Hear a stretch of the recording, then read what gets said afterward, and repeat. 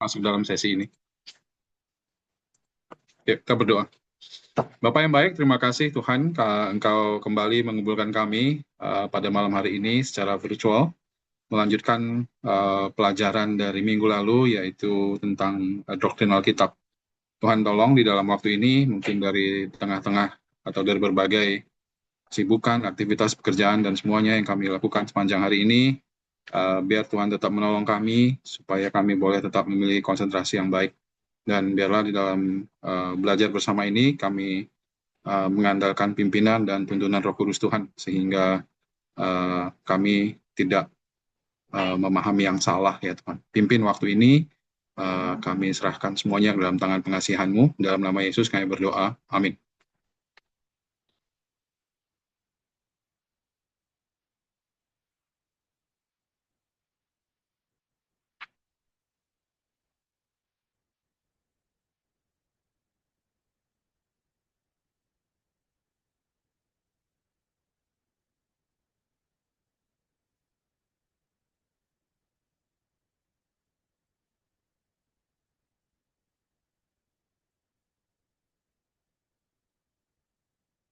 Baik, udah bisa lihat screen saya ya, kira-kira Ya, ya. bisa Bang. Iya. Bisa,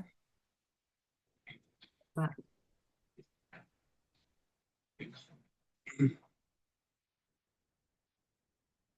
Jadi, minggu lalu kita sudah mempelajari beberapa aspek ini dari Alkitab, dari firman Tuhan, dan malam ini kita akan melanjutkan dengan beberapa bagian tentang pemahaman soal skriptura, lalu beberapa karakteristik yang esensial dari Alkitab, dan lalu proses kanon. Ya, jadi ini mungkin juga agak panjang, seperti minggu lalu, jadi mohon tahan gitu ya.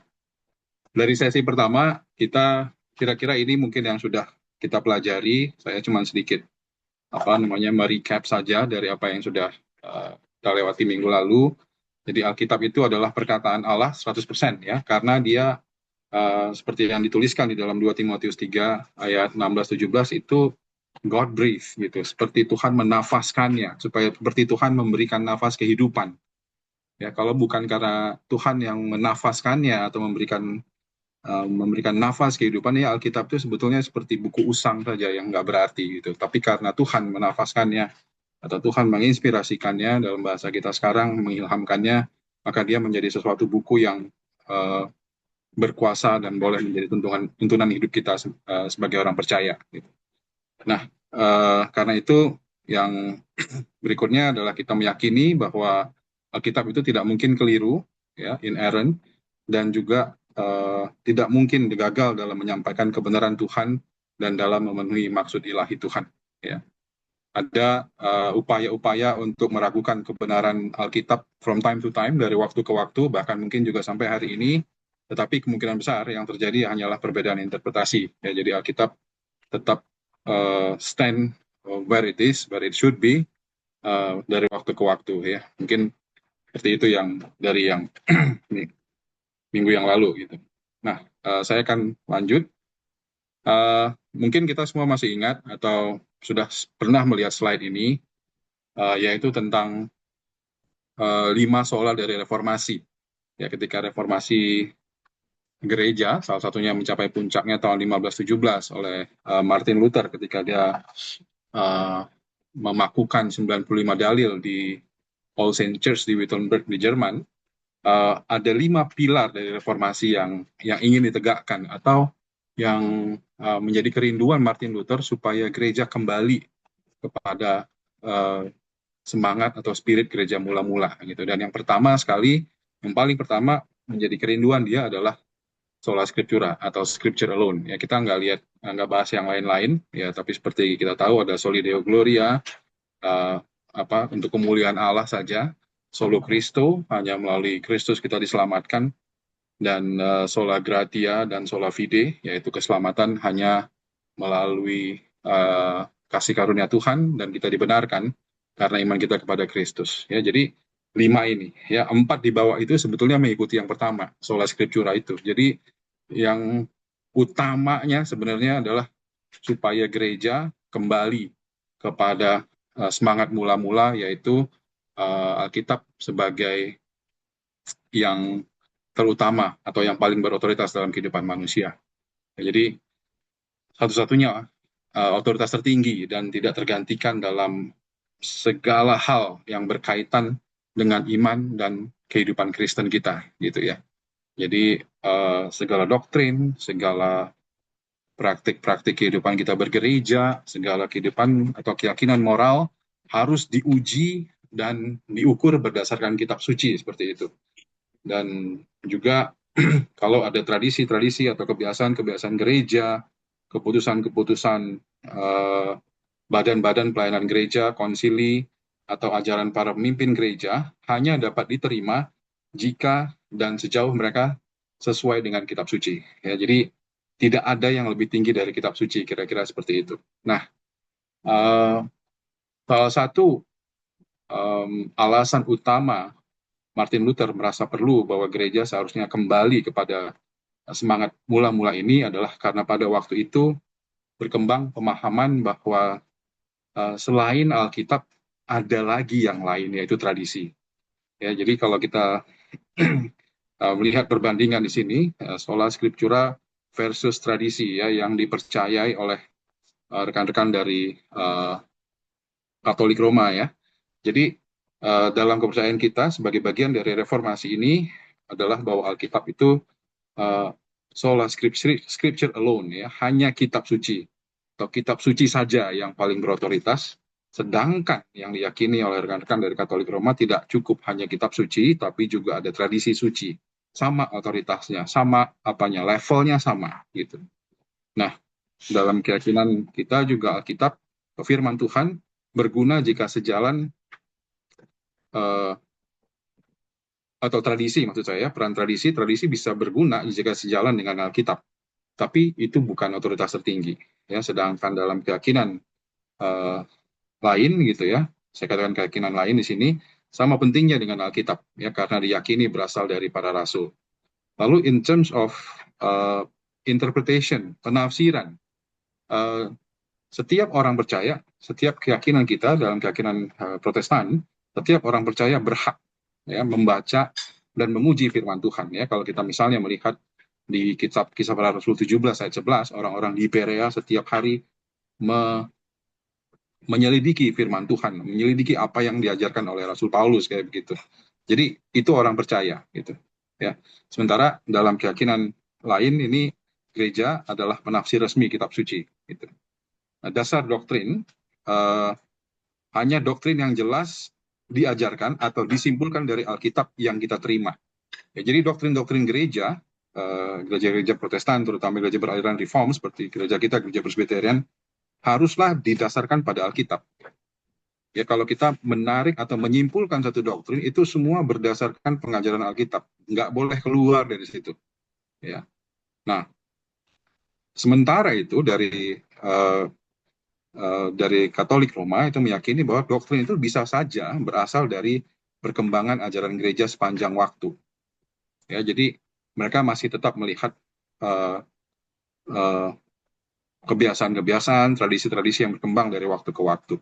Contohnya misalnya dalam sejarah gereja itu salah satunya adalah yang menjadi katakanlah kegusaran, kegundahan Martin Luther ketika dia menempelkan 95 dalilnya pada waktu itu tahun 1517 adalah adanya penjualan indulgence gitu ya, indulgensi yaitu uh, surat pengakuan dosa yang semestinya tidak diperjualbelikan gitu. Nah, itu nggak ada dasar Alkitabnya. Lalu juga api penyucian atau yang mungkin kita kenal dengan nama purgatori nggak ada dasar Alkitabnya.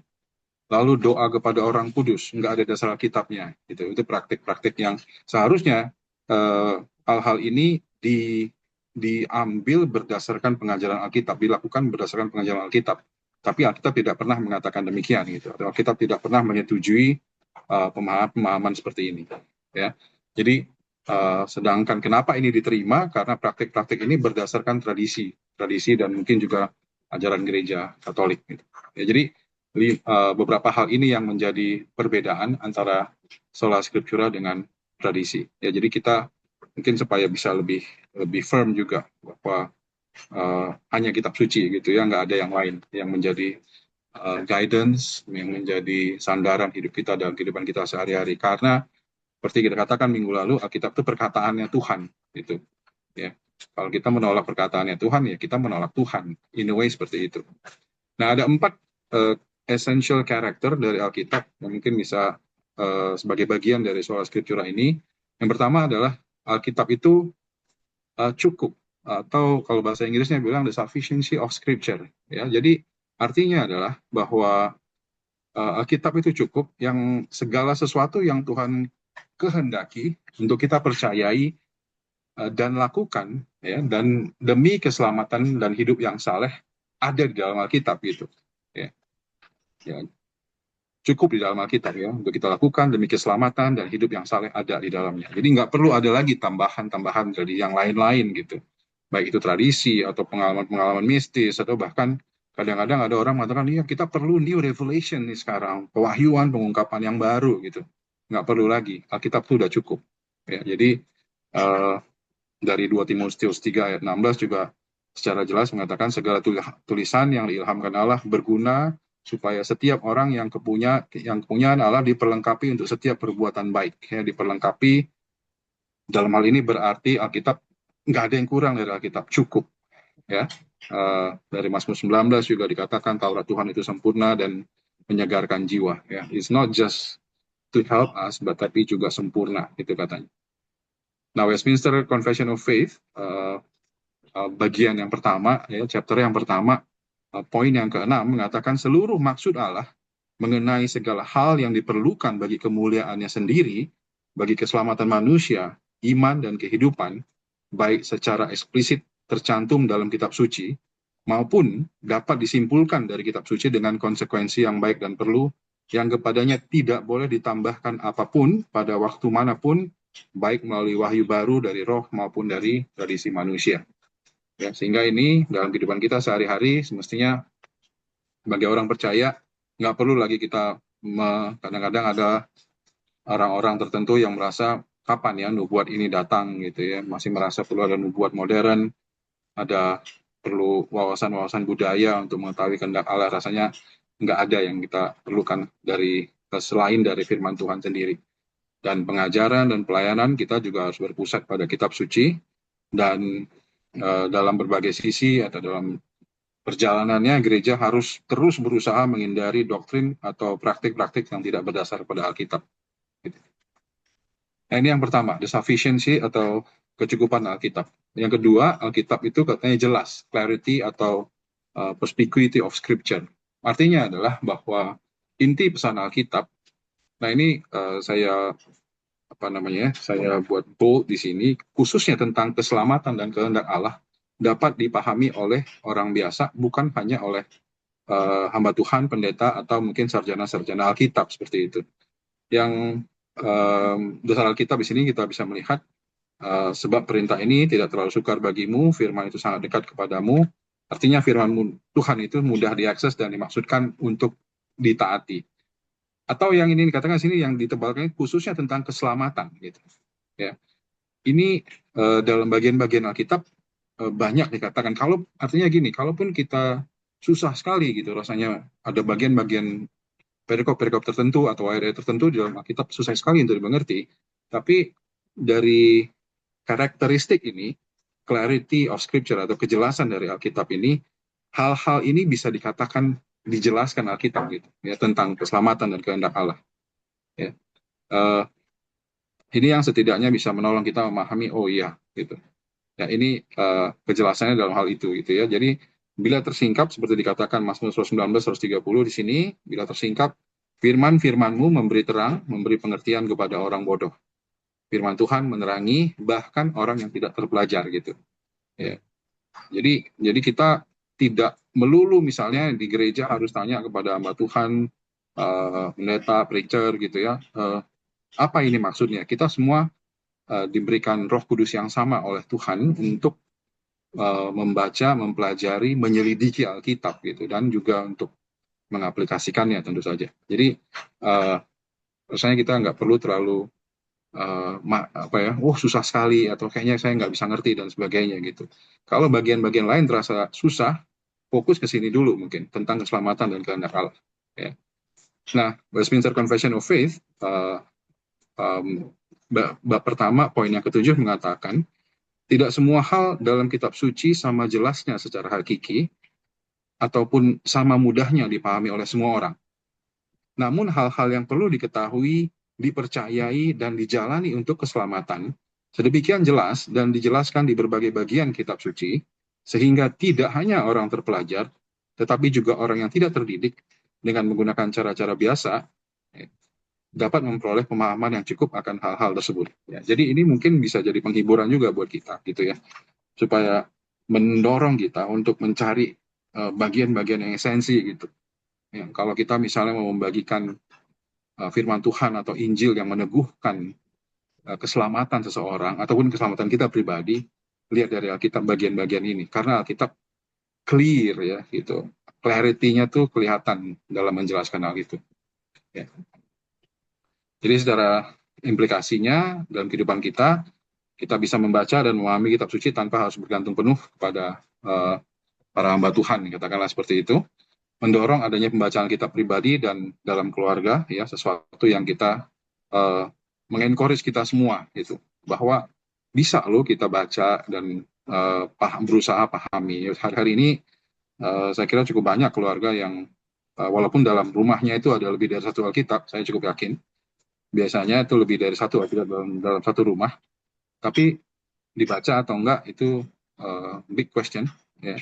Dan saya rasa ini perlu terus kita encourage dari rekan-rekan semua, baik jemaat-jemaat yang lain untuk terus membaca Alkitab secara pribadi maupun secara satu keluarga, gitu ya. Nah, however, gitu ya, tetap perlu kita sadari ada beberapa bagian-bagian yang memang sulit, bagian-bagian tertentu, even juga sebetulnya bagi hamba Tuhan juga tetap sulit, gitu ya. Tapi disitulah mungkin kita bisa bertanya atau bisa juga meminta gereja untuk mengajarkan beberapa bagian-bagian yang dirasakan cukup sulit untuk dimengerti. Nah, itu yang kedua, the clarity atau kejelasan dari Alkitab atau firman Tuhan. Nah, ini sebenarnya kembali menegaskan yang bagian sebelumnya sebetulnya ya, yang tadi soal scriptura itu, bahwa Alkitab adalah memilih final authority, ya, otoritas tertinggi. Jadi finalitas Alkitab ini menyangkut dalam segala hal, ya, yang menyangkut iman, moral, dan hidup kerohanian yang lain, ya.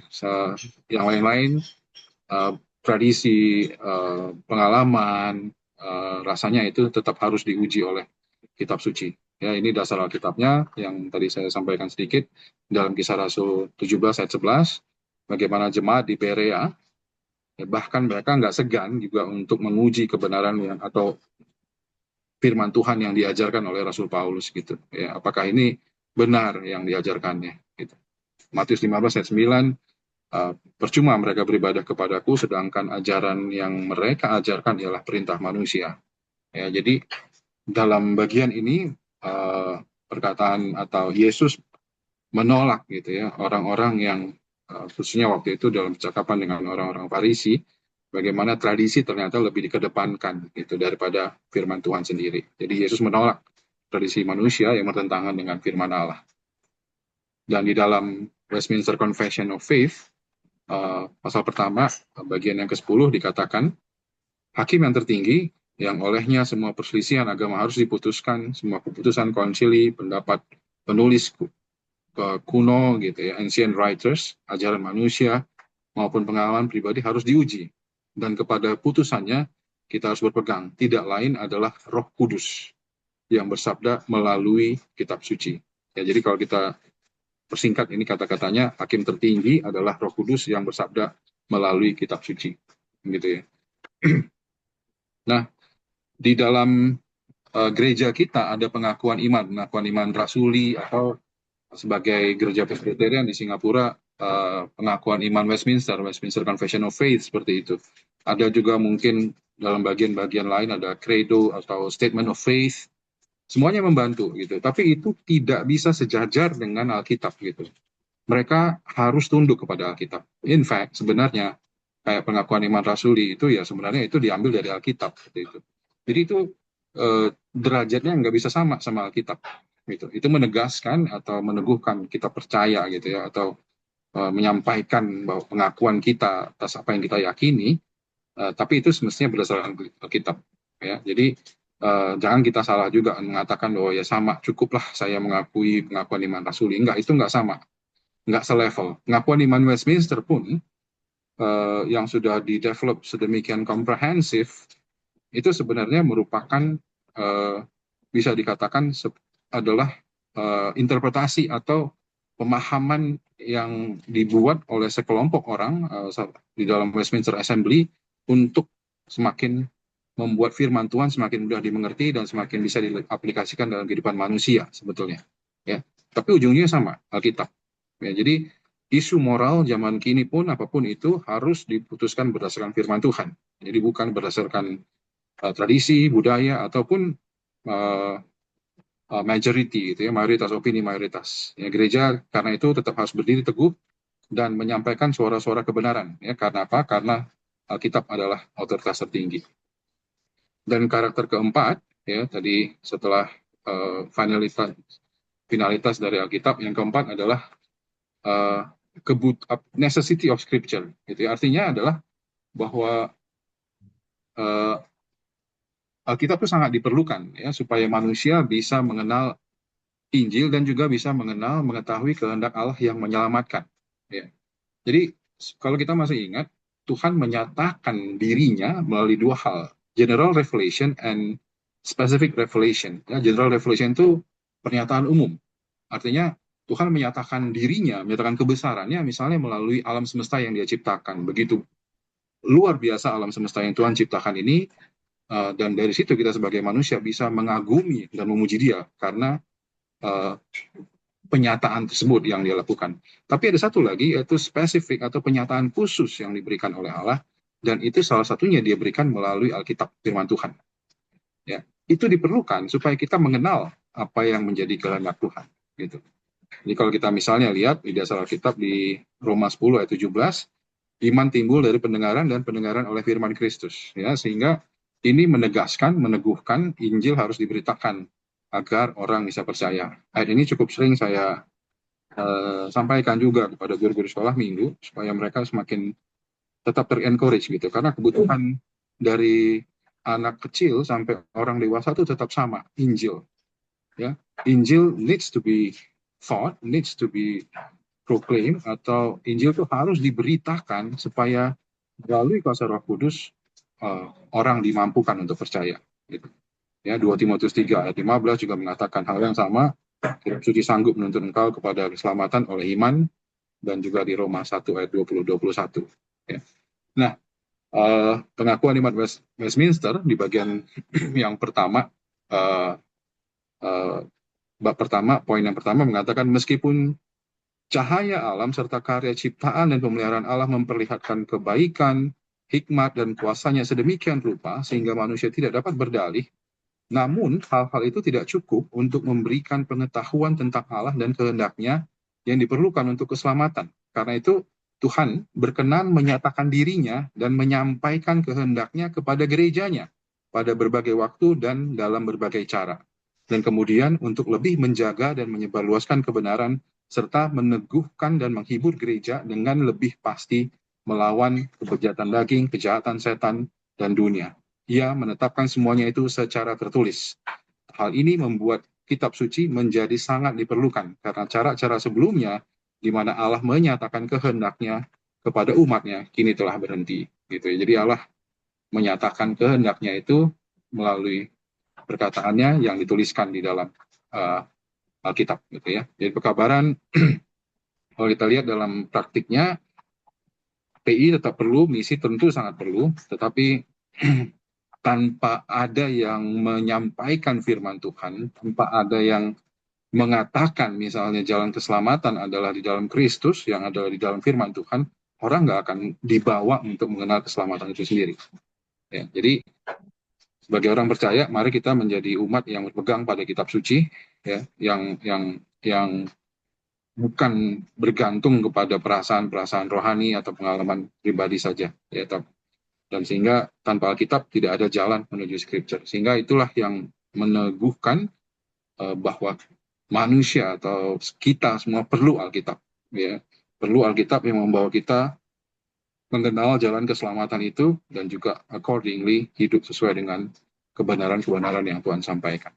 Ya, jadi ini uh, uh, 4 karakter dari firman Tuhan yang bisa kita lihat, 4 essential karakter. Ya. Nah, kemudian kita akan masuk ke kanon, gitu ya. Ini satu bagian yang akan cukup panjang, gitu ya. Mungkin ada satu film atau mungkin dari novel Da Vinci Code, ada satu percakapan dalam dari dua karakter di dalamnya, gitu ya. Misalnya bagian percakapan ini gitu, who choose which gospels to include, gitu katanya. Ada ditanya oleh satu orang karakter, aha, gitu ya. The fundamental irony of Christianity. The Bible as we know it today was collated by the pagan Roman Emperor Constantine the Great. Ya. Jadi dia mengatakan Bible, Alkitab itu disusun oleh Konstantin. Benarkah itu? Apakah benar Konstantin yang menyusun atau kalau kita katakan mengkanon Alkitab yang kita baca sekarang? Kita akan lihat bersama, gitu ya. Nah, ini semua sebenarnya berawal dari komunikasi lisan. Ya. Ribuan tahun yang lalu, sebelum ada Alkitab, ya, Alkitab yang kita kenal sekarang nih, bagaimana itu perkataan Tuhan diturunkan atau diteruskan dari satu generasi ke generasi, itu awalnya melalui lisan, ya, melalui word of mouth, gitu. Ya, jadi firman Tuhan diteruskan turun temurun jauh sebelum ada kemampuan baca tulis. Ya. Semuanya disampaikan secara lisan. Dan kalau sudah disampaikan secara lisan, apa artinya? Itu berarti bergantung kepada ingatan. Dan Bapak Ibu dan Saudara, saya rasa ingatan-ingatan orang-orang dulu itu, ya, ribuan tahun lalu itu jauh lebih baik dari ingatan kita sekarang. Gitu. Kalau saya membayangkannya seperti itu, mereka dengan bisa bisa lama gitu mengingat perkataan-perkataan Tuhan itu untuk kemudian diteruskan dari satu orang ke orang lain, atau mungkin dari orang lain, satu orang lain ke generasi-generasi berikutnya. Ya. Bayangkan belum tentu sudah langsung ada kertas, bukan kertas, maksud saya papirus, gitu ya, materi-materi atau wadah-wadah yang memungkinkan untuk menulis, gitu. Tapi pelan-pelan disadari bahwa ingatan itu terbatas, ya. Sekuat apapun kemampuan ingatan kita, ya, kalaupun ya nggak tahu, dulu belum ada mungkin multivitamin yang membantu ingatan-ingatan, gitu ya kali ya. Sekuat apapun ingatan-ingatan itu tetap ada batasnya, gitu. Even so, bahkan tulisan pun bisa hilang, gitu. Ya. Media apapun itu ada umurnya loh. Misalnya media kayak papirus atau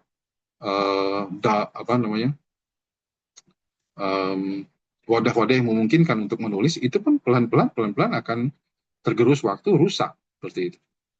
Nah, dalam pembentukan Alkitab sebagai kumpulan kitab, proses lisan dan tulisan itu beriringan, ya. Jadi saya nggak punya cukup waktu untuk membaca bagian-bagian ini secara spesifik, ya mungkin sedikit. Jadi misalnya Tuhan sendiri pun adalah Tuhan yang senang menulis, ya. Jadi kalau kita lihat nih, misalnya saya rasa yang paling jelas nih di kitab Ulangan, ya. Kitab Ulangan waktu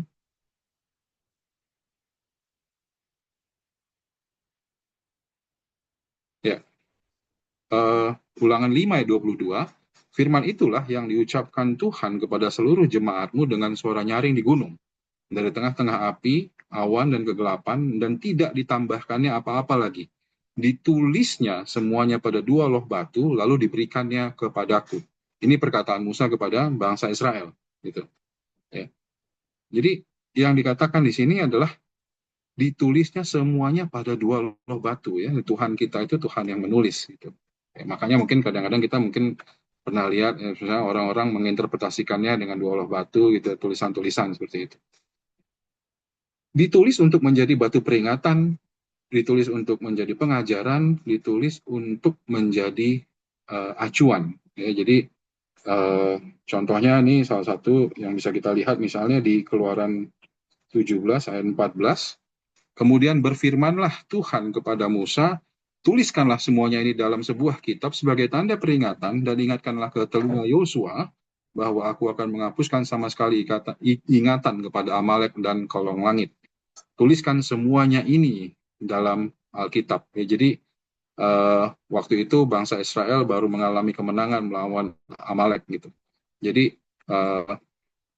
apa namanya, dalam beberapa hal itu Tuhan ada beberapa instruksi-instruksi yang Tuhan berikan kepada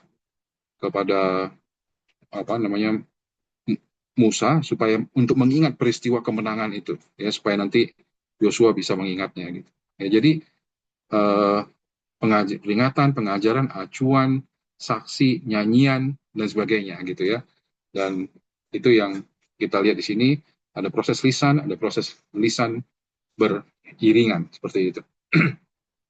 Nah, kita masuk dalam dalam pemahaman kanon. Kanon itu apa sebenarnya ya? Kalau kanon itu orang bisa mengambil pengertian dari bahasa Ibrani, orang lebih sering melihatnya dari bahasa Yunani. Ya, dari Yunani artinya itu penggaris atau bisa juga berarti tongkat lurus, ukuran, standar, aturan seperti itu.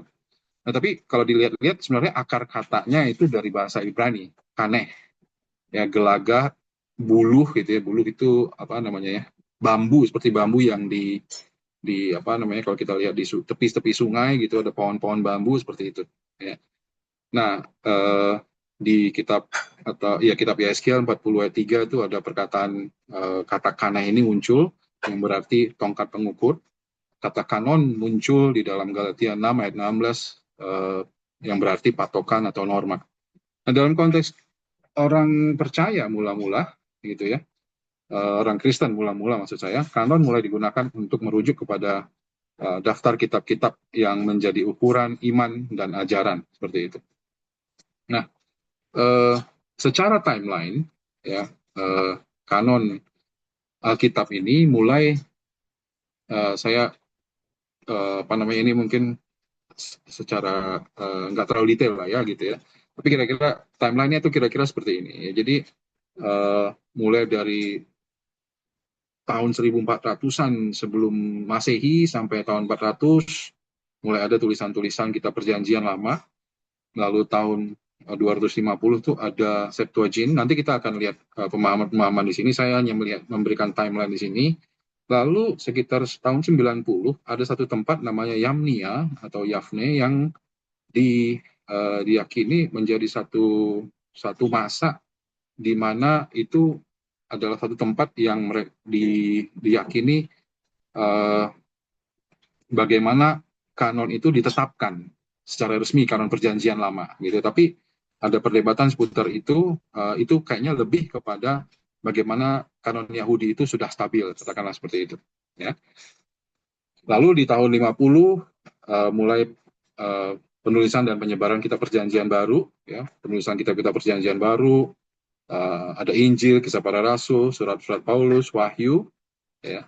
Dan surat-surat itu zaman-zaman dulu itu modelnya lah biasanya dibacakan di depan jemaat itu.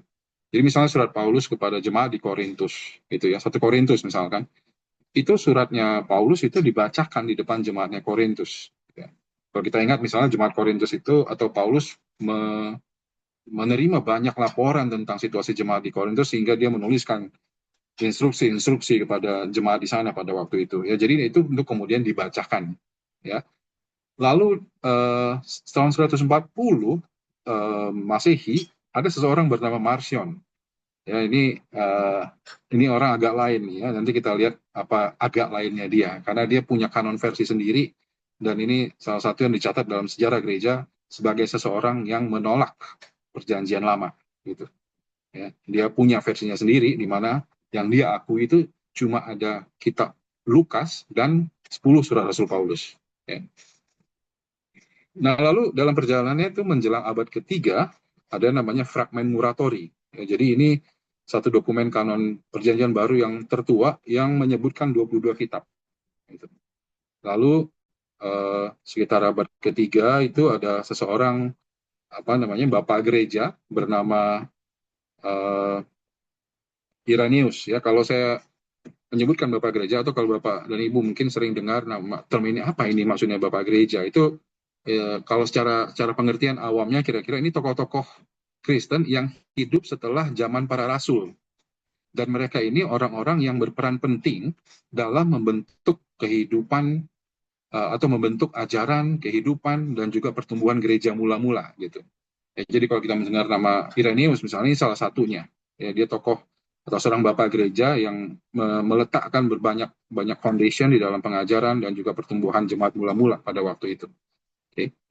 Lalu abad keempat mencapai puncaknya, ini pengkanonan terus berlangsung gitu ya, terus berlangsung sampai kalau nggak salah itu tahun 397 Masehi.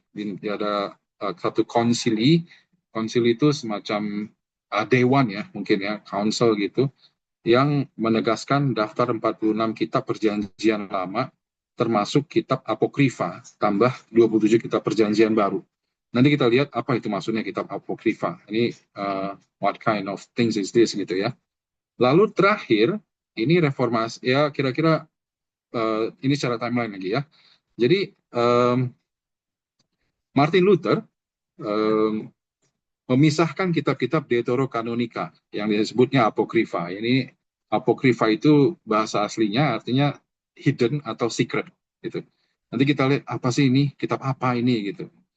Nah, di dalam Alkitab yang kita baca hari ini, kitab gereja kita gitu ya, Protestan, Presbyterian, Reform, cuma ada 66 kitab. Ya, jadi tidak ada kitab-kitab yang disebut sebagai kitab-kitab Deuterokanonika ini atau apokrifa ini.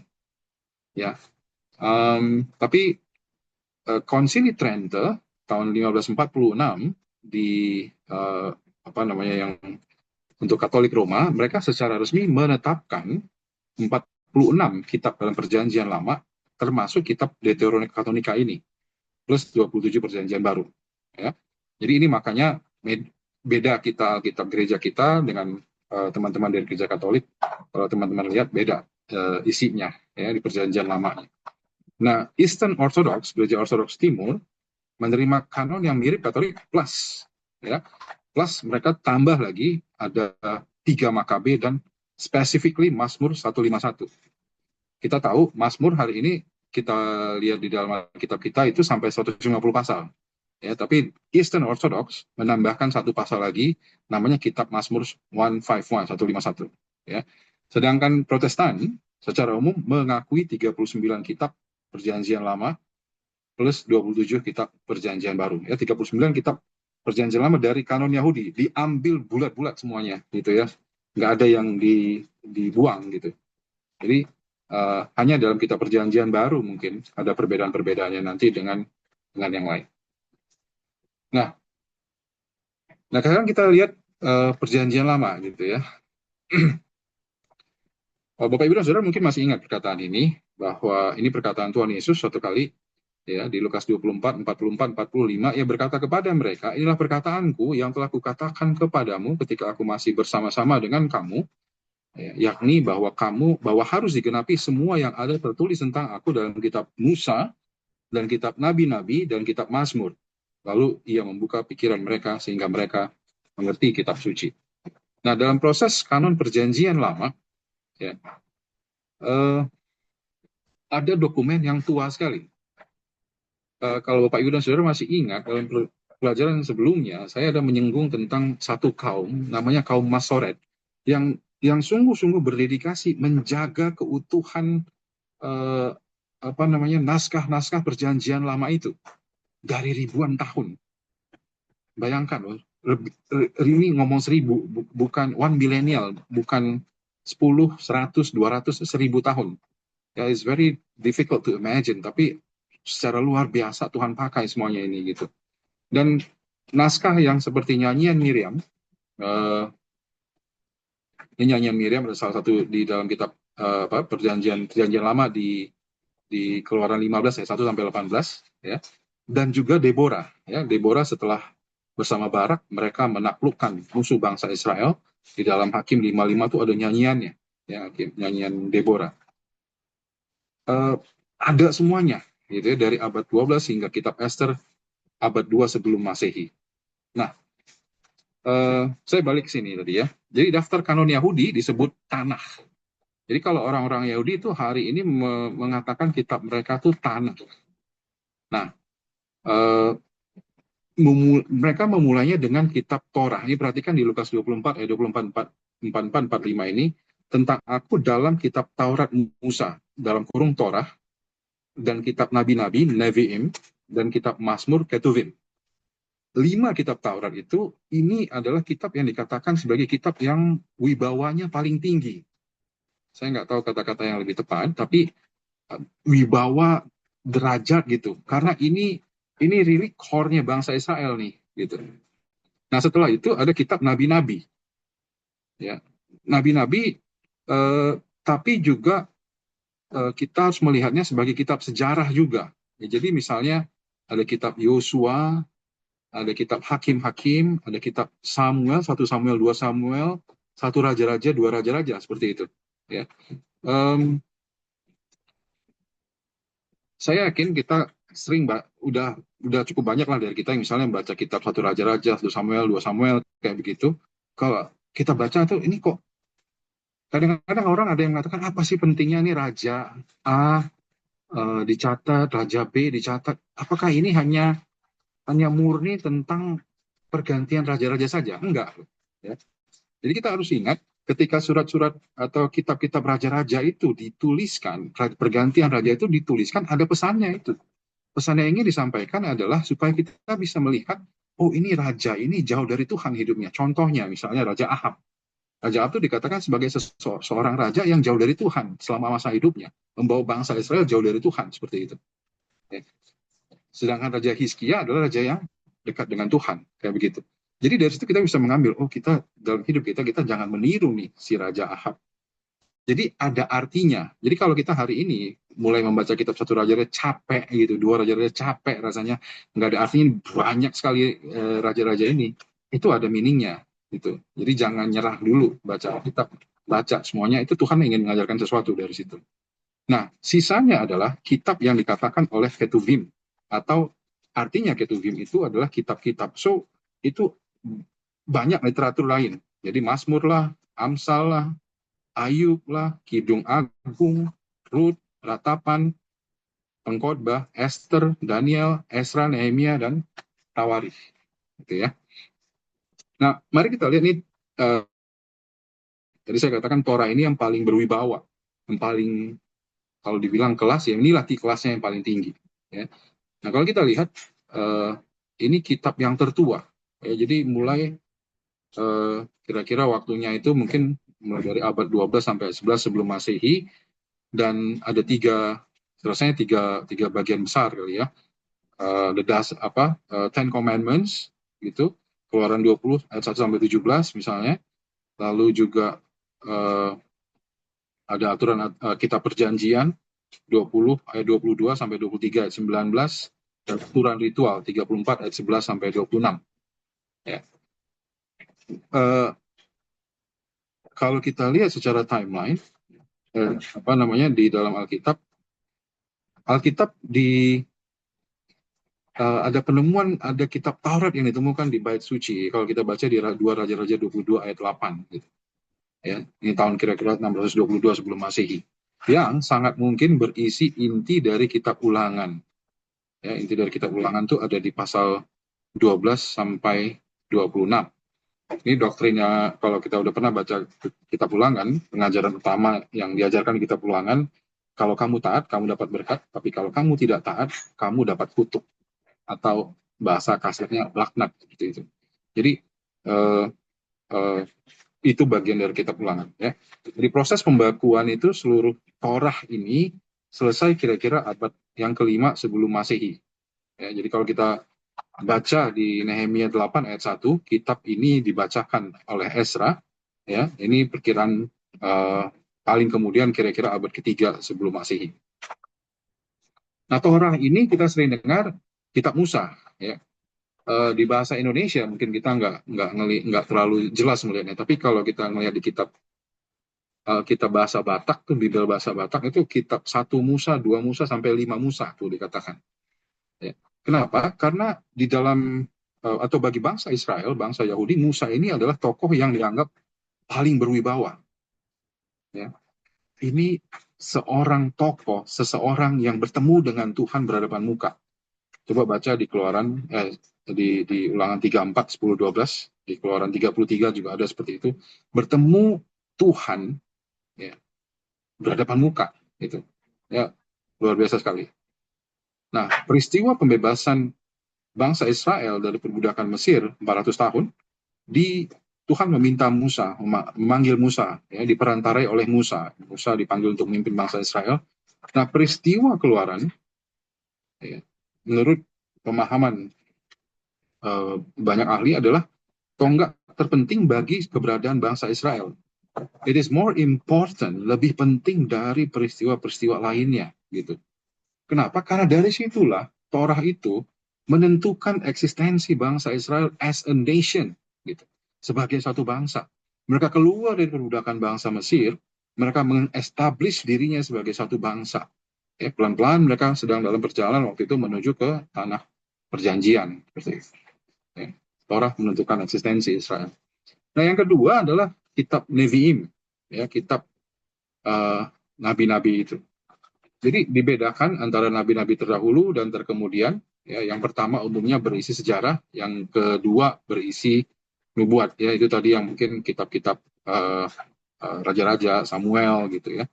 Nah, pembakuan nabi-nabi terdahulu diperkirakan tahun 600 sampai 560. Beberapa kitab yang ada juga beberapa kitab yang acuannya, ya, dijadikan acuan itu hilang katanya gitu ya. Kitab ada dulu namanya kitab orang jujur, ada bagian-bagian kitab-kitab Raja Yehuda dan sebagainya gitu. Nah, nabi-nabi terkemudian lebih mirip dengan gagasan populer, ya, jadi pembakuannya kira-kira selesai abad keempat. Nah, seluruh Nevi'im juga sudah berstatus kitab suci menjelang abad 2 sebelum Masehi. Ya, Yeremia sudah disebut dalam Daniel 9 ayat 2. Para nabi ada disebut dalam 2 Makabe 15 ayat 9. Ini seperti saya katakan tadi, Makabe ini bukan kitab yang kita baca, bukan bagian dari kitab yang kita baca gitu ya. Nah, ada di dalam, kalau kita lihat di sini di dalam Maleakhi ya, ini ya, di dalam Maleakhi 4 ayat keempat dikatakan, ingatlah kepada Taurat yang telah kuperintahkan kepada Musa hambaku di Gunung Horeb untuk disampaikan kepada seluruh Israel, yakni ketetapan-ketetapan dan hukum-hukum. Ini di Maleakhi. Maleakhi itu bagian atau kitab terakhir di Perjanjian Lama. Jadi seperti kelihatannya otoritas Musa ini seolah-olah atau mengunci, atau ya ini puncaknya gitu kali ya, kumpulan kitab para nabi seperti itu. Ya. Nah, Ketuvim, ya, Ketuvim ini tidak hanya satu kitab saja, artinya ini kumpulan aneka kitab, ya, kitab-kitab nenek moyang kita yang lain itu. Tadi di Lukas 24 ayat 44, Mazmur bersama Taurat dan nabi-nabi. Nah, sampai abad 1 Masehi, kitab-kitab yang namanya Ketuvim ini katanya masih dalam proses kanonisasi. Ya. Jadi kitab Mazmur didahului oleh penegasan akan Torah. Bapak Ibu tuh kalau melihat ya, interesting juga kalau memperhatikan ini, di Mazmur 1, saya rasa ini bagian yang mungkin udah cukup sering atau cukup familiar dengan kita. Mazmur 1 ini kan bicara misalnya, berbahagialah orang yang tidak berjalan menurut nasihat orang fasik, yang tidak berdiri di jalan orang berdosa, dan yang tidak duduk dalam kumpulan pencemooh, tetapi yang kesukaannya ialah Taurat Tuhan, dan yang merenungkan Taurat itu siang dan malam. Ya, kitab Mazmur again didahului oleh penegasan akan Torah gitu. Ya, dan dalam perjalanannya dibagi menjadi 5 bagian gitu. Ya, jadi kalau kita lihat tuh secara pembagian tuh mereka dibaginya 5. Jadi misalnya jilid 1, Mazmur 1 ayat 41 dan sebagainya dan seterusnya gitu. Ini mengikuti kelima kitab Torah ya, dari Kejadian, Keluaran, Imamat, Bilangan, Ulangan seperti itu. Nah, however, ini ada kitab-kitab yang diperdebatkan. Kitab Esther, kitab Pengkhotbah, kitab Kidung Agung, ya. diperdebatkan hingga konsili Yamnia. Nanti kita lihat sedikit tentang konsili Yamnia ini sampai akhir abad 1 sesudah Masehi, maksudnya 1 Masehi. Kenapa diperdebatkan? Karena Esther tuh nggak pernah menyebut nama Tuhan. Ya. Jadi kalau buat kita yang sebenarnya kita pernah juga membahas di kebaktian umum, ya, walaupun saya kira selama bulan misi kalau nggak salah gitu, nggak sedikit pun ada nama Tuhan disinggung dalam kitab Esther. Gitu. Ya. Jadi ini diperdebatkan, ini cocok nggak ya dimasukkan di kanon dimasukkan dalam kanon bagian dari Alkitab gitu. Kidung Agung merayakan cinta erotis, ya. Kalau kita baca kitab Kidung Agung, ya bisa-bisa kita mendapatkan impresi kesan, oh ini kok kitab ada yang seperti ini gitu ya, menonjolkan cinta erotis. Ya padahal kalau kita baca pelan-pelan mengerti maknanya itu mengungkapkan kasih Tuhan kepada bangsa atau umatnya. Dan pengkhotbah kalau kita baca itu sangat minor nadanya gitu ya. Saya rasa kita udah cukup banyak yang pernah membaca kitab pengkhotbah, dan at some parts dalam beberapa bagian ia tuh terasa tuh agak kontradiktif gitu ya. Jadi kalau kita misalnya melihat di pengkhotbah 2 ayat 2 gitu misalnya, tentang tertawa aku berkata itu bodoh, dan mengenai kegirangan apa gunanya. Nah sedangkan di pengkhotbah 8:15 dikatakan, oleh sebab itu aku memuji kesukaan karena tak ada kebahagiaan lain bagi manusia di bawah matahari kecuali makan dan minum dan bersukaria. Itu yang menyertainya di dalam jerih payahnya seumur hidupnya yang diberikan Allah kepadanya di bawah matahari. Di pasal 2 dia ngomong seolah-olah tertawa itu bodoh, di 8:15 dia mengatakan memuji kesukaan seperti itu. Nah, ada satu orang yang tidak bisa dilupakan dalam semua proses kanonisasi ini yang bernama Josephus. Ya, saya ini sedikit nanti. Josephus ini seorang historian, seorang sejarawan Yahudi. Ya, dia mengatakan kitab Perjanjian Lama itu ya 22 kitab atau maksimum 24 kitab. Ya, meski isinya belum tentu beda. Jadi 22 kitab inilah yang kita mengerti sebagai 22 atau 24 ini sebagai 39 kitab Perjanjian Lama. Kenapa dia bilang 22? Karena ada kitab-kitab yang digabungkan. Ya, jadi misalnya 1-2 Samuel itu hitungannya 1 Samuel gitu. 1 Raja-Raja, 2 Raja-Raja, 1 1 gitu. Even bahkan kitab nabi-nabi kecil gitu ya. Ini kan kalau di dalam Perjanjian Lama itu kita ada major prophets, nabi-nabi besar dan nabi-nabi kecil. Nabi-nabi kecil itu ada 12. Jadi misalnya Amos, Obadja, Nahum, Zefanya, Maleaki itu nabi-nabi kecil. Itu kemungkinan digolongkan dalam satu kitab, walaupun ada 12 gitu kitabnya. Ya. Sehingga dalam hitungannya George Josephus itu kemungkinan besar antara 22 24 gitu sampai sekitar itu ya. Nah ini Josephus ya, sangat unik Josephus ini ya, banyak sekali tulisan-tulisannya yang juga nggak hanya mengkonfirmasi apa namanya ya, saya mau bilang gini, banyak juga tulisan-tulisan Josephus ini yang juga mengkonfirmasi keeksistensian Yesus, hidupnya Tuhan Yesus gitu. Ya. Dia masih melihat peristiwa-peristiwa itu, jadi cukup menolong untuk membuktikan bahwa Yesus itu pernah hidup. Salah satunya adalah dari testimoni atau kesaksiannya Josephus. Ya. Nah ini kutipan salah satu perkataannya, pernah dia katakan seperti ini, kami telah memberikan bukti praktis tentang penghormatan kami terhadap kitab suci kami sendiri, sebab meskipun zaman yang begitu panjang telah berlalu, tidak seorang pun berani untuk menambahkan atau menghapus atau mengubah satu kata pun dari kitab suci tersebut, dan merupakan naluri setiap orang Yahudi sejak hari kelahirannya untuk menganggapnya sebagai ketetapan Tuhan, untuk mematuhinya, dan jika perlu, dengan senang hati mati untuknya. Ya, jadi bagaimana dia sangat uphold, sangat menghormati kitab suci mereka. Gitu. Nah ya, dia mengatakan 22 kitab gitu ya. Dia menggabungkan beberapa kitab-kitab sehingga sama dengan 39 kitab di Perjanjian Lama yang kita baca hari ini. Nah, lalu uh, ada yang namanya uh, uh, kanon Yunani gitu ya. Ini yang disebut dengan kitab Deuterokanonika tadi. Ya. Nah, ini adalah bagian dari Septuagint. Nanti kita akan lihat Septuagint, apa sih Septuagint ini? Nah, ini bagian Septuagint, Alkitab Yunani yang dikerjakan ini adalah, saya lompat sedikit mungkin ya, uh, ke sini. Ya. Septuagint ini terjemahan Perjanjian Lama, katakanlah seperti itu, lebih mudah dimengerti. Terjemahan Alkitab Ibrani ke dalam bahasa Yunani. Ya, ini dibuat oleh orang-orang Yahudi sekitar abad ketiga sampai abad kedua gitu sebelum Masehi di kota Alexandria. Jadi apa yang terjadi adalah waktu itu Kaisar Ptolemy dia mengumpulkan sekitar 70 atau mungkin 72 scholars sarjana Yahudi untuk menerjemahkan Taurat dalam waktu 70 hari. Ya, bayangkan itu 70 hari. Makanya namanya Septuagint. Ya. Mereka harus selesai. Tugasnya adalah mereka harus menerjemahkan seluruh perjanjian lama itu. Ya. Jadi yang mereka terjemahkan itu tidak hanya yang terdapat dalam Alkitab Ibrani saja atau yang 39 kitab yang kita baca hari ini itu saja, tapi ada juga kitab-kitab yang ini, apokrifa ini.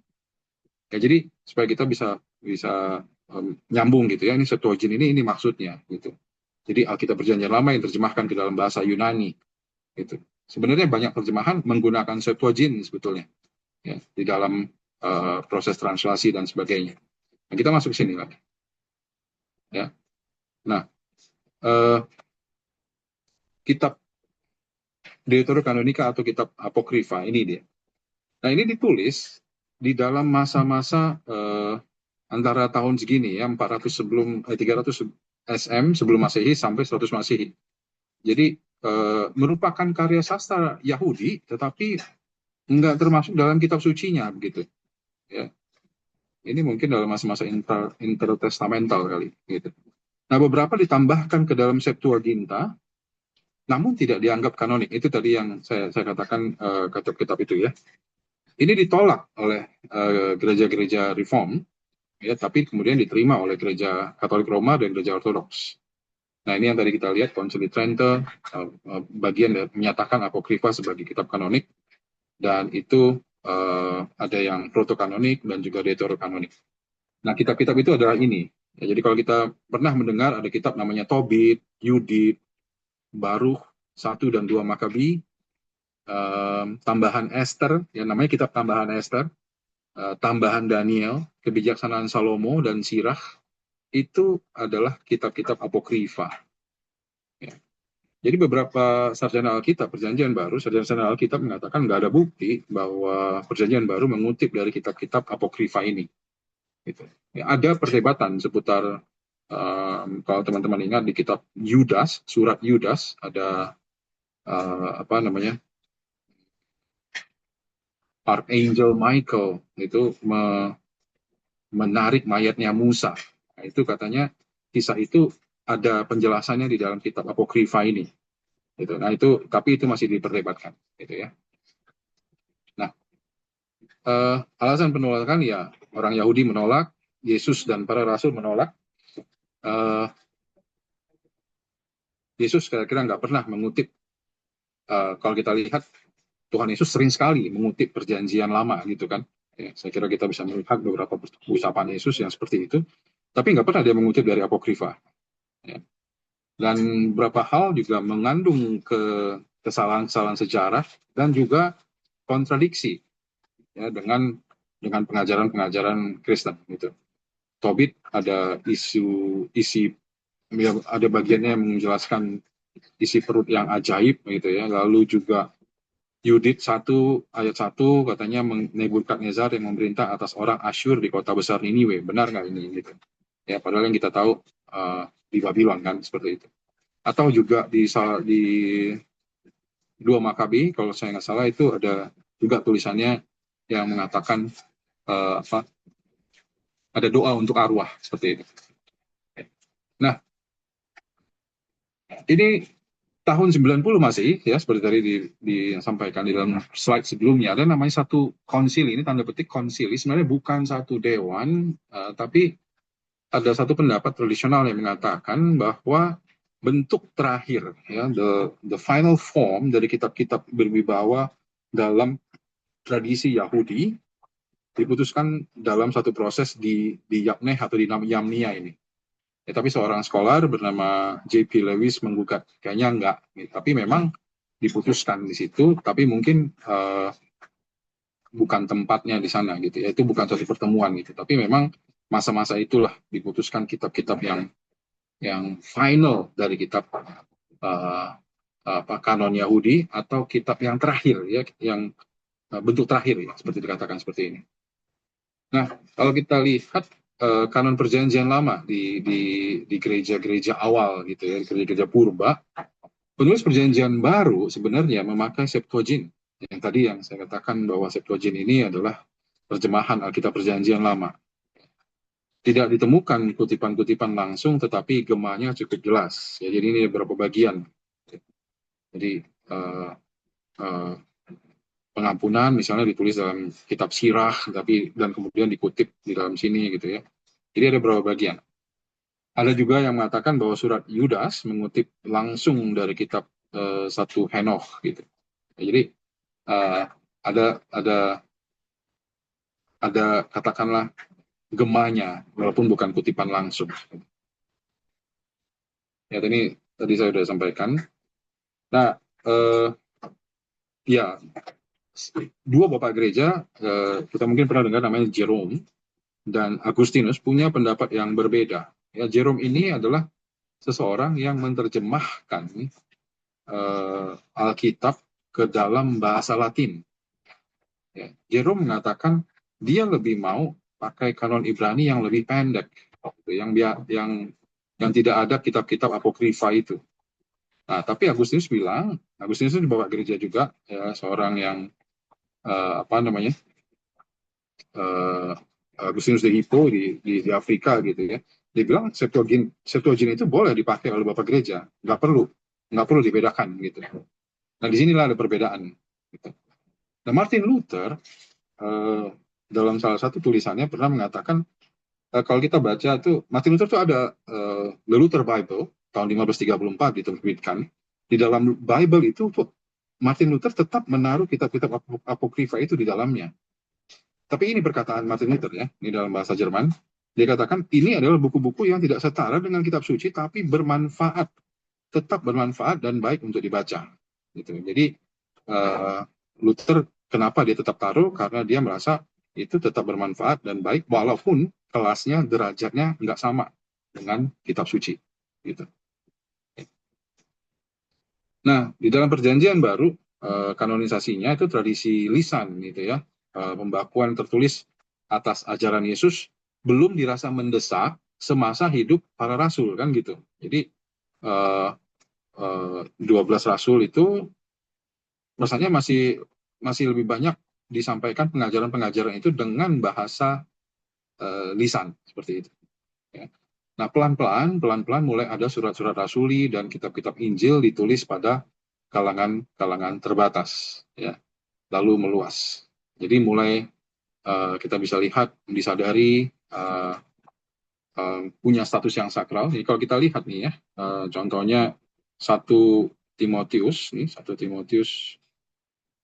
ayat 5-18 ini dikatakan, bukankah kitab suci berkata, janganlah engkau memberangus mulut lembu yang sedang menyirik dan lagi seorang pekerja patut mendapat upahnya. Janganlah engkau memberangus mulut lembu yang sedang menyirik.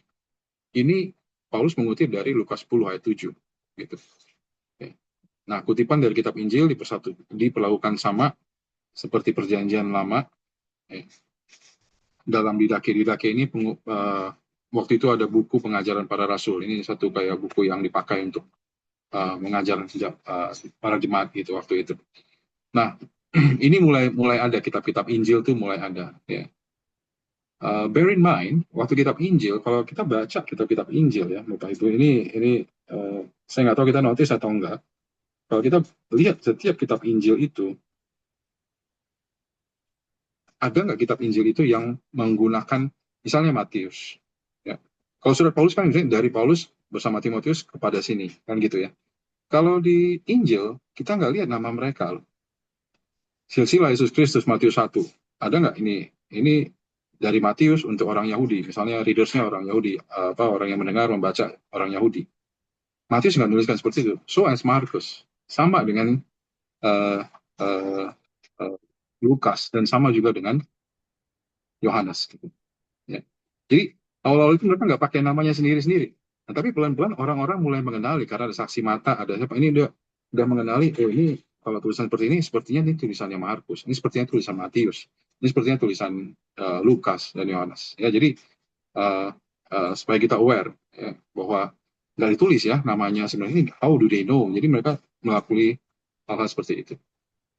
Nah, masalah Marcion ya, tadi saya menyinggung tentang Marcion. Ini Marcion ini menolak perjanjian lama karena dia bilang Tuhan perjanjian lama itu saya itu bukan Tuhan yang benar gitu. Karena Tuhan perjanjian lama itu Tuhan yang kejam, Tuhan yang membunuh orang lain gitu.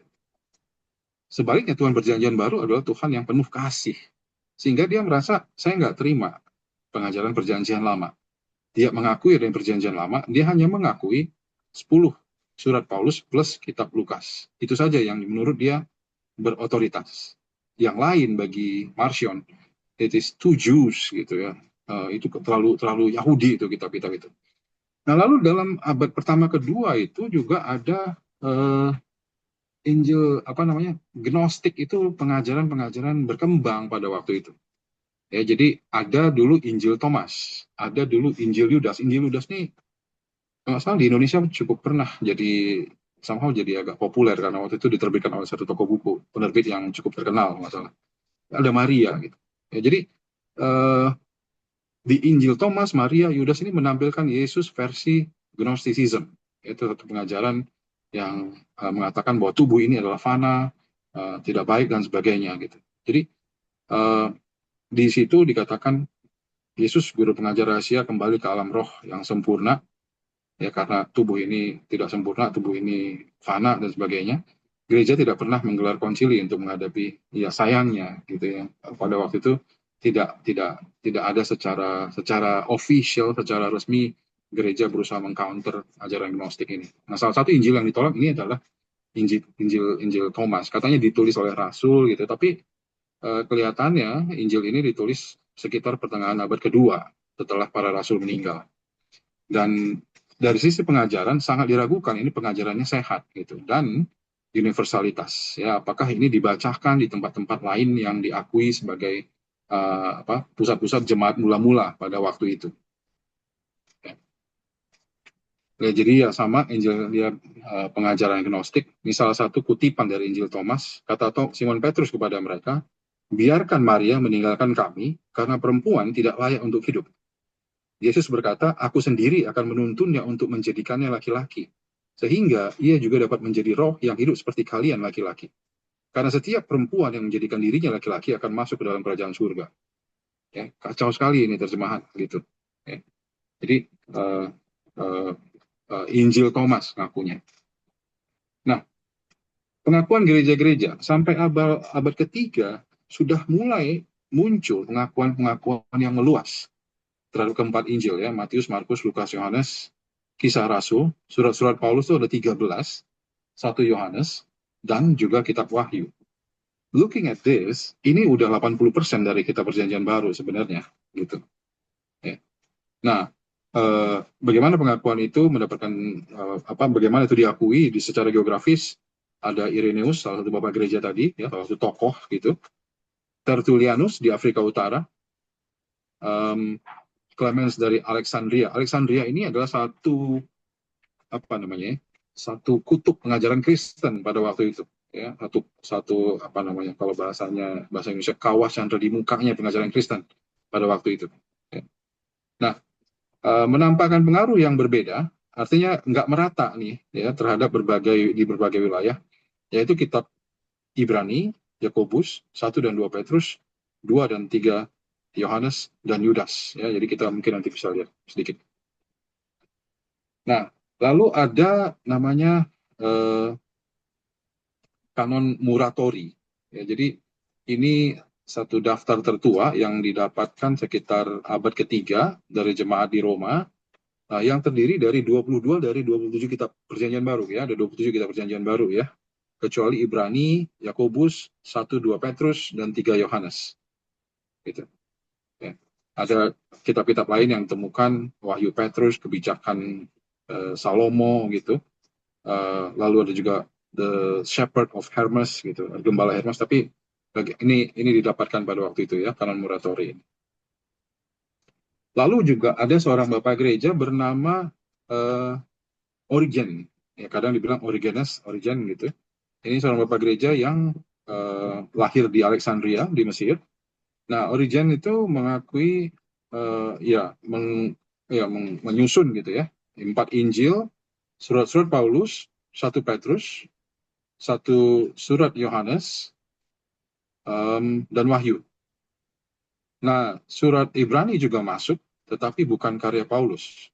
Bahasa Yunani-nya kenapa? Karena bahasa Yunani-nya sangat bagus, nggak seperti Paulus. Ya, jadi Bapak, Ibu, dan saudara-saudara, kita akan melihat surat-surat ini Muratori ini yang tidak diakui. Kalau saya lihat nih, ya, yang nggak diakui misalnya Ibrani, Yakobus, 1 Petrus, 2 dan 3 Yohanes, Yudas. Ini juga kecuali Ibrani, Yakobus, 1 2 Petrus, 3 Yohanes. Ini mirip-mirip juga yang nggak diakui. Nah, zoom in sedikit surat Ibrani. Kenapa nih nggak diakui? Karena katanya surat Ibrani itu adalah surat yang dari sisi tata bahasa Yunaninya adalah yang paling bagus pada masa itu, ya, yang paling bagus. Bahkan dari Rasul Paulus sendiri, ya. Jadi kita ini seringkali mengagung-agungkan Paulus, ini orang yang pintar sekali, bahasanya bagus sekali dan segala macam. Tapi Ibrani itu masih lebih tinggi lagi. Nah, saingannya Ibrani itu cuma 1, 2 Petrus. Nah, jadi Paulus tuh suratnya masih agak di bawahnya mereka ini, ya, gitu. Nah, itu yang menjadi kesulitan kenapa ini surat tidak diterima. Yang kedua adalah kalau kita baca surat Ibrani, itu struktur suratnya itu bukan seperti surat. Ya, kalau teman-teman pernah mencoba baca surat Ibrani, dia nggak langsung, kalau Paulus tuh langsung kelihatan strukturnya dari Paulus kepada ini. Kalau surat Ibrani, Ibrani 1 itu kita lihat udah langsung mengatakan, setelah pada zaman dahulu Allah berulang kali dan dalam berbagai cara berbicara kepada nenek moyang kita dengan perantaraan bertubi-tubi dan seterusnya dan seterusnya. Ini doesn't look like letter, gitu. Nah, tapi tetap masuk, ya, tapi bukan karya Paulus, gitu.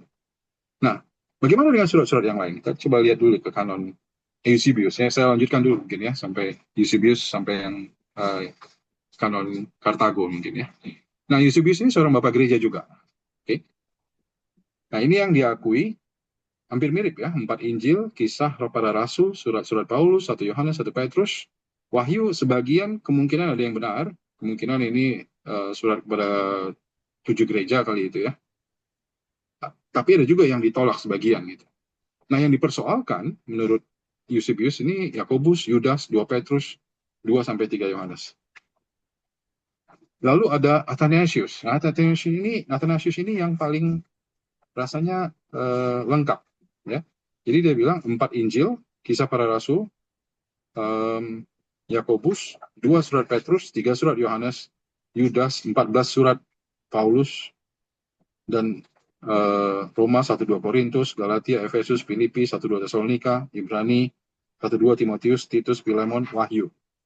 Dan dia juga menawarkan, ya, tidak hanya kitab-kitab kanonis saja, tapi ini kitab-kitab apokrifa tadi, Kebijaksanaan Salomo, Esther, Yudit, Tobit, dan juga ada bacaan atau pengajaran para rasul, kitab namanya Didache, dan juga Gembala dari Hermas itu.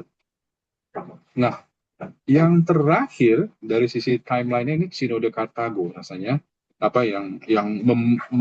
menetapkan, meneguhkan, gitu, ya. Diadakan tahun 397 yang termasuk kitab suci kanonis, 4 Injil, Kisah, 13 surat Paulus, Ibrani. Sampai ketika di Sinode Kartago ini mereka menetapkan, mereka mengelompokkannya juga bagian dari Rasul Paulus. 2 surat Petrus, 3 surat Yohanes, Yakobus, Yudas, dan Wahyu. Ya. Jadi kemudian daftar kitab disusul daftar kitab Perjanjian Lama. Perjanjian Lama sudah nggak ada concern lagi, semua sudah menerima tadi setelah waktu tahun 90 Masehi itu. Nah, saya kembali sedikit ke sini, concern tadi itu bahwa ada Yudas, 2 Petrus, 2-3 Yohanes. Yakobus menjadi persoalan atau menjadi agak lama untuk diakui adalah karena pengajarannya dirasa kontradik, bertentangan dengan pengajaran Paulus. Kalau kita masih ingat, dalam satu bagian di kitab di surat Yakobus itu ada bagian dia mengatakan iman tanpa perbuatan adalah mati. Ini seringkali diperdebatkan. Sementara Efesus, on the other hand, Paulus menuliskan di Efesus bahwa kita ini diselamatkan bukan karena perbuatan kita. Ya, semestinya perbuatan itu adalah refleksi dari kita yang sudah diselamatkan. Jadi seolah-olah bertentangan gitu pengajarannya. Jadi perlu waktu yang agak lama untuk sampai pada sampai akhirnya diterima seperti itu. Nah, 2 Petrus, kalau kita baca surat 2 Petrus, 1 Petrus dan 2 Petrus ada perbedaan yang sangat mencolok dari sisi tata bahasanya gitu. Tata bahasa di 2 Petrus itu sangat bagus sekali gitu, sehingga orang jadi kurang yakin apakah ini bisa dikelompokkan dalam surat kanon gitu. Especially dengan menggunakan nama Petrus. Ya, karena pada waktu itu memikirkan bahwa Petrus dengan latar belakang sebagai seorang nelayan dan sebagainya, rasanya nggak mungkin bisa menulis satu surat yang luar biasa baik. Seperti saya katakan tadi, surat Ibrani itu yang paling baik tata bahasa Yunaninya. Dikalahkan dia cuma bisa diimbangi sama 2 Petrus ini gitu ya. Lalu 2-3 Yohanes. Nah, kenapa ini agak lama diterima? Karena kalau kita baca surat ini 2-3 Yohanes, surat 2-3 Yohanes itu agak ada kebingungan karena dia pakai kata penatua di dalamnya, presbiteros. Jadi beberapa mungkin pada masa-masa itu ada keraguan-raguan, ini Yohanes yang mana ya gitu. Is this true? Apakah ini benar ini Yohanes muridnya Yesus gitu. Jadi agak lama kemudian baru diakui. Dan sisi yang lain adalah pasal 2 Yohanes dan 3 Yohanes itu sounds too personal gitu. Ya. Kelihatannya sangat sangat personal gitu. Kayaknya nggak cocok nggak sih ini jadi dimasukkan ke dalam kanon gitu. Ya. Nah, kitab Yudas ada yang mengatakan ini mengutip dari kitab 1 Henok. Nah, kitab 1 Henok itu bukan yang di kanon gitu. Jadi kok bisa dia mengutip? Nah, pemahamannya adalah bahwa Yudas itu mengutip satu bagian cerita saja gitu. Ya, jadi ada bagian yang dia tidak yang dia kutip untuk menunjang kebenaran yang dia sampaikan, kira-kira seperti itu. Nah, jadi melihat ini semua, Bapak Ibu dan Saudara, ya, kira-kira jadi muncul pertanyaan, apa ya sebenarnya kriterianya? Bisa diputuskan seperti ini dan seperti itu, gitu. Kok ada yang diragukan dan sebagainya. Nah, kriteria dari penentuan kitab atau surat dimasukkan dalam kanon adalah kira-kira seperti ini. Nah, satu hal yang perlu kita ingat adalah, waktu ada tadi kanon itu, belum ada kesepakatan dari gereja-gereja di awal, ini loh harus seperti ini. Bukan, sebenarnya itu bukan begitu ceritanya. Jadi mereka bisa come up dengan kanon itu ya setelah mereka melakukan kesimpulan mereka dari penyelidikan atas semua manuskrip yang didapatkan gitu. Ya, sehingga mereka membuat kesimpulan ini. Jadi ya 3 bagian besar kenapa ini diterima, yaitu yang pertama sifat kerasulannya gitu. Artinya apa? Artinya ditulis oleh para rasul atau mereka-mereka yang di-sanction atau yang diberikan otoritas atau yang dikenal atau yang merupakan temannya para rasul ini gitu. Ya. Jadi seperti kita tahu misalnya Injil ya, yang paling jelas Markus dan Lukas kan bukan rasul. Tapi Lukas ini adalah sahabat, atau mungkin beberapa mengatakan dia muridnya Paulus gitu.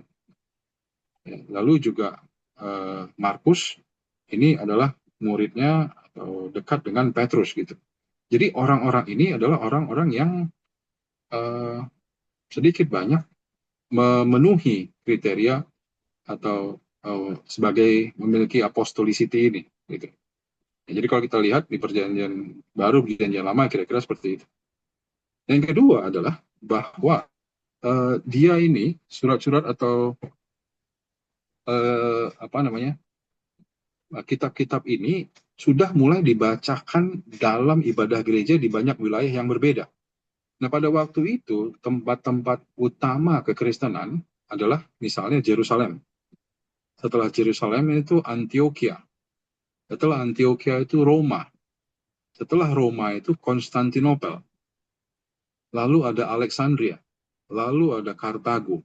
Jadi tempat-tempat ini ketika ini sudah mulai dibacakan, jadi sifat yang amnya itu dipenuhi dengan cara seperti ini. Dia sudah mulai dibacakan di di banyak tempat.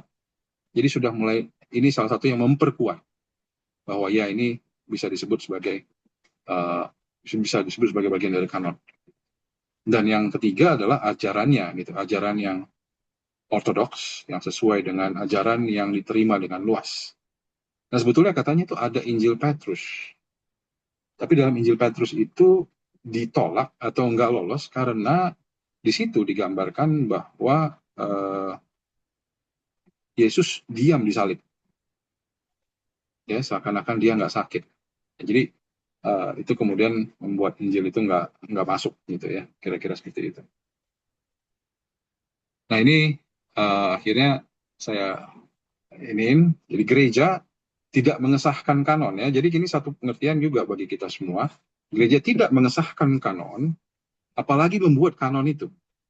Tapi yang dilakukan oleh gereja adalah merecognize dan mengaknowledge, mengakui sebagai pustaka sakral berisi kitab-kitab yang menentukan kehidupan dan ajarannya.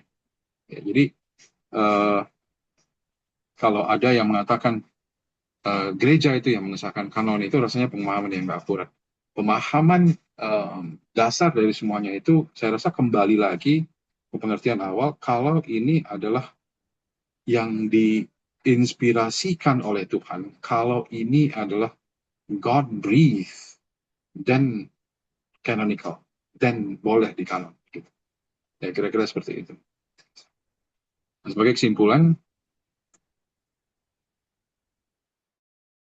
dan kecukupan Alkitab atau sola scriptura, prinsip sola scriptura menegaskan bahwa hanya Alkitab saja yang merupakan standar tertinggi dalam kebenaran ilahi yang cukup untuk segala hal terkait iman, keselamatan, dan di dalam ibadah dan hidup kita beribadah. Tidak ada wahyu yang baru, tradisi manusia, atau otoritas eksternal yang dapat menambahi atau mengkoreksi apa yang telah dinyatakan secara lengkap di dalam kitab suci. Yang kedua, kanon sudah selesai gitu ya, sebagai perlindungan terhadap kebenaran. Proses kanonisasi itu bukan kreasi gereja ya, bukan buatannya gereja, tetapi pengakuan formal terhadap tulisan-tulisan yang secara inherent diilhamkan, diinspirasikan oleh Allah. Kanon yang tertutup menjamin kejelasan pesan utama Alkitab dan kebutuhan mutlaknya sebagai satu-satunya aturan iman yang tidak boleh dikurangi atau diubah. Dan ini melindungi gereja dari penyimpangan doktrin. Oke. Ya, ini satu buku yang menarik kalau kita mau baca, namanya God's Big Picture, karangan Vaughan Roberts. Dia seorang pastor dan seorang pengajar di Saint Abe di Oxford di Inggris. Bukunya nggak terlalu tebal. Ini kalau mau dijadikan diskusi, kalau teman-teman mencari satu bahan untuk KTB bersama, ini buku yang baik itu ya. Jadi tema dia menjelaskan di dalam buku ini bahwa temanya Alkitab, tema besarnya Alkitab itu tentang kerajaan Allah. Nah, tapi kerajaan Allah yang seperti apa? Nah, disitulah kita bisa melihat diskusinya. Ini satu bagian ya, termasuk dalam biblical theology. Kalau teman-teman tertarik membahasnya, bisa bahas bersama. Kalau perlu ya kita bisa cari sesi lain untuk membahas ini. Terima kasih.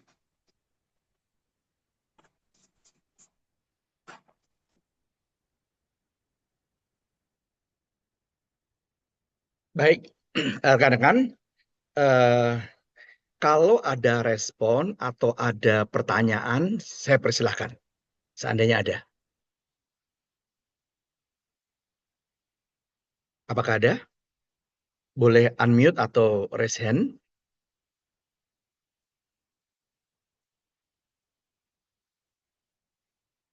Any question? Ya.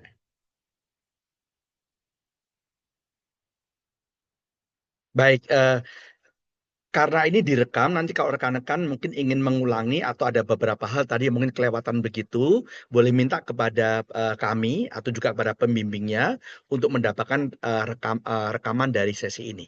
Ya, baik, tidak ada?